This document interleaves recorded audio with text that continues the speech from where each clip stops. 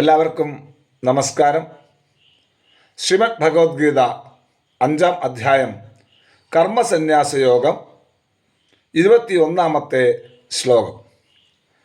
ബാഹ്യസ്പർശേഷസക്താത്മാ വിന്ദത്യാത്മനിയൽ സുഖം ന ബ്രഹ്മയോഗയുക്താത്മാ സുഖം അക്ഷയമശ്നുതേ.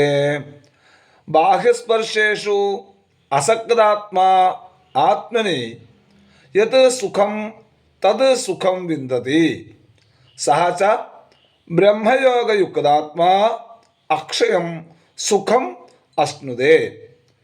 ബാഹ്യേന്ദ്രിയ വിഷയങ്ങളിൽ ശക്തിയില്ലാത്ത മനസ്സോടുകൂടിയവൻ തന്നിൽ ഏതൊരു സാത്വിക സുഖമാണോ ഉള്ളത് ആ സുഖത്തെ പ്രാപിക്കുന്നു.